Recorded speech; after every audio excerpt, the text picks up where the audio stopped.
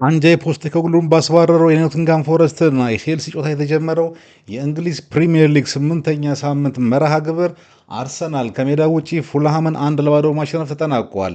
ሌሎች መርሃ ግብሮች እሁድ ቀጥለው ይውላሉ። የዛሬውን ጨዋታዎች አጠር ያለ ግምገማ ይዤላችኋለሁ። ላይክ፣ ሼር እና ሰብስክራይብ ማድረጋችሁን አትርሱ።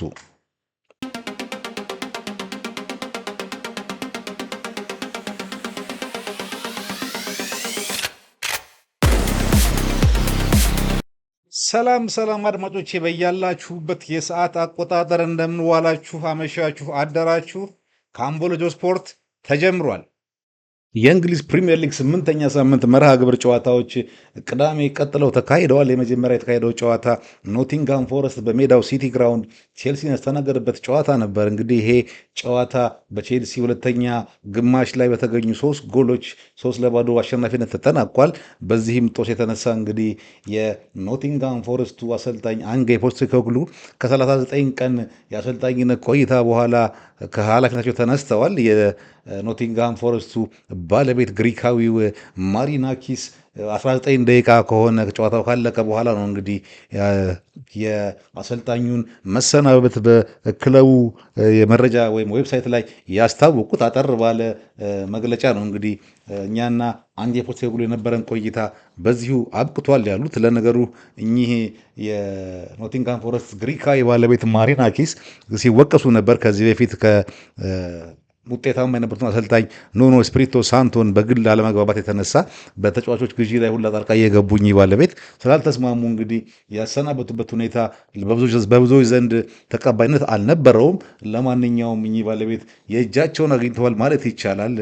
እስከ 19 ቀን ቆይታ በኋላ በመባረርም አንጄ ፖስቴኮግሉ የመጀመሪያው ፕሪሚየር ሊግ አሰልጣኝ ሆነዋል። በአጭር ቀናት ውስጥ በመባረር ሴፕቴምበር 13 ላይ በአርሰናል ሜዳ 3-0 በመሸነፍ የጀመሩትን ጉዞ ዛሬ ኦክቶበር 18 በቼልሲ በሜዳቸው ሲቲ ግራውንድ 3-0 በመሸነፍ አጠናቀውታል። እንግዲህ ቢግ አንጅ አልቻሉም። በአጠቃላይ ካደረጓቸው 8 ጨዋታዎች ከፎረስት ጋር ምንም ሳያሸንፉ 2 አቻ ወጥተው 6 ጨዋታ ተሸንፈው 4 ጎል አግብተውና 17 ገብቶባቸው ነው ስልጣናቸውን እንግዲህ የተሰናበቱት። እንዳልኳችሁ እኚህ ግሪካዊ የክለቡ ባለቤት ለደጋፊዎቹ እንደው ምንም ርኅራኄ ያላቸው መስሎም ደጋፊዎቹ ያሳዝናሉ። ከስንት ጊዜ በኋላ ወደ አውሮፓ መድረክ ያበቋቸው ኑኖ ስፒሪቶ ሳንቶ በመባረራቸው ደስተኛ አልነበሩም። አሁን ግን እሳቸውን ተክተው የመጡት ቢግ አንጅም አልተሳካላቸውም። እንግዲህ በፕሪሚየር ሊግ ሪከርድ 39 ቀናት ብቻ ቆይታ እሳቸውም እንግዲህ ክለቡን ለቋል ማለት ነው። ሌላ አሰልጣኝ ደግሞ ፈልገው እያመጣሉ። በሌላ ጨዋታ በጣም ድንቅ በነበረ ጨዋታ ክሪስታል ፓላስ በርንማውዝ ጋር ተጫውተው 3 አቻ ተለያይተዋል። ይሄ ጨዋታ በጣም ድንቅ ጨዋታ ነበር። ሙሉ ማጥቃት ነበር ሁለቱም ቡድኖች መካሄዱት። በርንማውዝ 2-0 መርቶ ነበረ። ፕሪሚየር ሊግ የመጀመሪያ ጨዋታውን ባካሄደው ክሩፒ አማካኝነት 2-0 ሲመራ ቆይቶ ፊሊፕ ማቴታ 64ና 69 ደቂቃ ላይ ያገባቸው ጎሎች ነበር አቻ መሆን የቻለው። ከ2-0 2 አቻ መሆን ችለው ነበር። እንደገና ለበርንማውዝ ክሪስቲ 3ኛም ጎል አስቆጠረ። 3-2 አሸነፉ ሲባል ነው እንግዲህ 97 ደቂቃ ላይ በፔናልቲ እንደገና ፊሊፕ ማቴታ 3ኛውን ጎል አስቆጥሮ ለራሲ ሃትሪክ ሲሰራ ቡድኑን ደግሞ አቻ አድርጎ ነጥብ እንዲጋራ ያደረገው። ግን በሚያስገርም ሁኔታ ይሄው ተጫዋች 4ኛ ጎሉን ሊያገባ ይችል ነበር። 98ኛው ደቂቃ ላይ ባዶ ጎል አግኝቶ ወስቷል። እንግዲህ 3ኛ ጎል ካገባ ከ2 ደቂቃ በኋላ ማለት ነው። ከፊሊፕ ማቴታ የሚጠበቅ አልነበረም። ለማንኛውም ግን ይሄ በጣም ምርጥ የነበረና ሙሉ 98-100 ደቂቃ ሙሉ የሚያቆነጥንጥ ጨዋታ የነበረ ነው።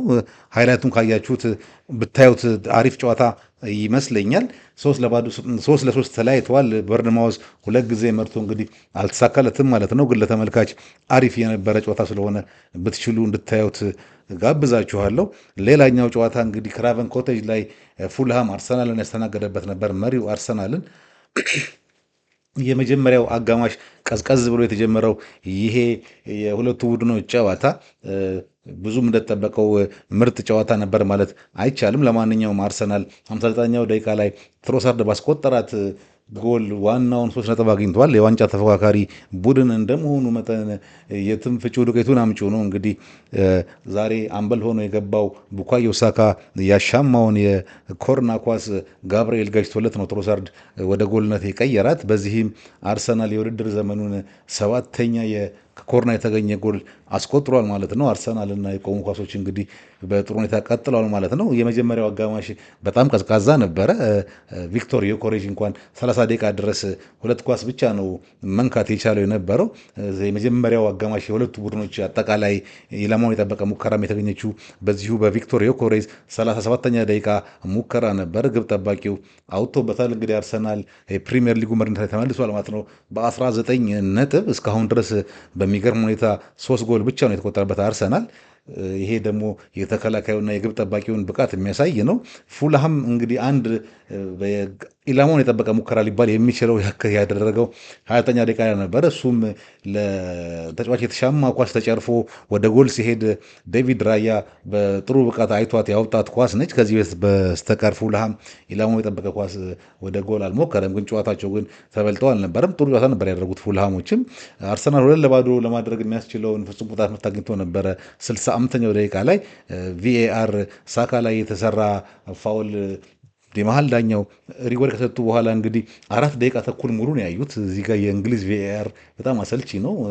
እኛ እንኳን ገና መጀመሪያ እንዳየነው ነው በቃ እንደሚሻር የገባን። ግን እነሱ ይህንን ለመሻር 4 ደቂቃ ተኩል ፈጅተውባቸው ፍጹም ቅጣት ምት አይደለም ብለው ጨዋታው በዚሁ አርሰናል 1-0 በማሸነፍና 3 ነጥብ በማግኘት ሊቨርፑል ላይ ጫና አሳድሮ እሱ ደግሞ ለጊዜው ሲቲ ይዞት የነበረውን የፕሪሚየር ሊግ መሪነት ተቆናጧል።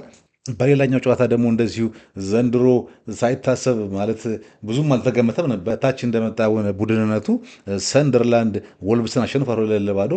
ሰንደርላንድ በፕሪሚየር ሊጉ የሚቆይ ቡድን ይመስላል። እንግዲህ ወልቭስ ደግሞ እስካሁን ድረስ በተደረጉ የእንግሊዝ ፕሪሚየር ሊግ ጨዋታዎች ምንም ጨዋታ ያላሸነፈ ብቸኛ ቡድን ሆኗል። አሰልጣኙን ግን እስካሁን ይዞ ቀጥሏል። አሰልጣኛቸው የሚተማመኑ ይመስላል። ወይም ቀጥሎ የሚባረረው የወልቭሱ አሰልጣኝ ሊሆን ይችላል። ግን በስታዲየሙ ላይ ተደረገው ጨዋታ በግራኒት ዣካ አምበልነት የሚመራው ሰንደርላንድ እንግዲህ ዘንድሮ ፕሪሚየር ሊጉ ላይ መቆየቱን የሚቆይ ይመስላል። ሳየው እንግዲህ አሁን 8 ጨዋታዎች ላይ 14 ነጥብ አለው። ጥሩ ቦታን የሚገኙት በ7ኛ ደረጃ ነው የሚገኙት። ሰንደርላንድ ከዛሬ ዓመትና ካቻምና የመጡ ቡድኖች ሁላ የሚወርድበትን ሁኔታ የሚደግመው አይመስልም። ጥሩ ቡድን ያላቸው ስለዚህ በዚህ ውጤት መሰረት 7ኛ ደረጃ ላይ ተቆናጠዋል ማለት ነው። ሰንደርላንድ 2-0 አሸንፎ የወልቭስን የዘንድሮ ፕሪሚየር ሊግ ያለመሸነፍ ጉዞ እንዲቀጥል አድርጎታል። አድፍጦ እየመጣ ያለው እንግዲህ የኤርሊንግ ሃላንዱ ማንቸስተር ሲቲ ደግሞ ሌላው በሜዳው ኤቨርተንን 2-0 ያሸነፈ ቡድን ነው። ኤርሊንግ ሃላንድ በ58ኛው ደቂቃ በሚገርም ቴስታ ነው ያስቆጠረው እና 63ኛው ደቂቃ ላይ ያስቆጠራቸው ግቦች 2-0 አሸንፍ ችሏል ሲቲ ኤቨርተንን። ኤርሊንግ ሃላንድ በዘንድሮ የውድድር ዘመን 11ኛ ጎል ነች። ኤርሊንግ ሃላንድ ዘንድሮ አልተቻለም። በጣም በድንቅ ብቃት ላይ ነው ያለው። እንግዲህ ማንቸስተር ሲቲን ይዞት እየወጣ ነው ማለት ይቻላል። ሲቲም ዘንድሮ በሚገርም ሁኔታ ቀጥተኛና ረጃጅም ኳሶች መጠቀም ጀምሯል። ጋርዲዮላ የአጨዋወት ስልቱን እንግዲህ ቡድኑ ብቃትና ችሎታ ጋር እየቀየረ ከፕሪሚየር ሊጉ ከሚፈለገው አጨዋወት ጋር እየቀየረ ይመስላል። በጣም ብዙ ቀጥተኛና ረጃጅም ኳሶችን መጣልና መጠቀም ጀምረዋል። ኤቨርተን በዚህ ጨዋታ ላይ ጥሩ ነበር ከተባለ የመጀመሪያው አጋማሽ ላይ ከ30ኛው እስከ እረፍት ድረስ የነበረው 15 ደቂቃ ነበረ። አንድ ጥሩ ሙከራ አድርገው ዶናሩማ በድንቅ ሁኔታ አውጥተውባቸዋል። ከዚህ በተጨማሪ ኤርሊንግ ሃላንድ ሃትሪክ መስራት የሚችልባቸውን 2 አጋጣሚዎች አምክነዋል። 93 እና 99 ደቂቃ ላይ ከሃላንድ ወቅታዊ ብቃት አኳያ 2ቱም ጎሎች ይቆጠራሉ ተብሎ ቢታሰቡ ነበር፣ ግን 2ቱንም አምክኗቸዋል። እንግዲህ ሲቲ ቀስ ብሎ አድፍጦ ከአርሰናል ኋላ በ16 ነጥብ 2ኛ ደረጃ ላይ ተቀምጧል ማለት ነው። ሃላንድ በዚሁ ቀጠለ ዘንድሮ 40-50 ጎል የሚያገባ ነው ይመስለው። በጣም ጥሩ ብቃት ላይ ነው ያለው። ስለዚህ ሲቲ ዛሬ በማሸነፉ 2ኛ ሆኗል። እንደውም አርሰናል እስኪጫወት ድረስ ሊጉንም እየመራ ነበረ። ይህን ይመስላል የሲቲና የኤቨርተን ጨዋታ። በሌሎች ጨዋታዎች በርንሌይ አዲስ የመጣው በርንሌ እንደዚሁ አዲስ የመጣው ሊድስን 2-0 ሲያሸንፍ ብራይተን ኒውካስልን 2-1 አሸንፏል በሜዳው ላይ። የብራይተንና የኒውካስል ጨዋታ ላይ ዳኒ ዌልቤክ 2 ጎሎችን አስቆጥሯል። ለኒውካስል ደግሞ ኒክ ወልትማዳ አዲሱ ፈራሚያቸው 1 ጎል አስቆጥሯል። የዚህ ልጅ ጎል በጣም የምትደንቅ ፍሊክ ነበረች። እንዴት አድርጎ እንዳገባት የልጁን ኮንፊደንስ የምታሳይ ጎል ነበረች። ሶስተኛው አራተኛ ጎል ለኒውካስል ፕሪሚየር ሊጉን በፍጥነት ተላምዶ ለኒውካስሎች ጎል እያስቆጠረ ነው። ከሽንፈት ባትታደጋቸውም ግን እዚህ ጨዋታ ላይ ዳኒ ዌልቤክ ድንቅ ነበረ። የመጀመሪያዋን ጎል በተለይ ኦፍሳይድ አጠባበቁ የሚገርም ነበረ። ኦፍሳይድ እናደርገዋለን ብለው የኦፍሳይድ ወጥመዱን ጥሶ ነበረ ገብቶ ያገባት። ሁለተኛ ጎልም እንደዚሁ ከፔናልቲ ሳጥን ውጭ መጥቶ ያገባት ጎል ነበረች።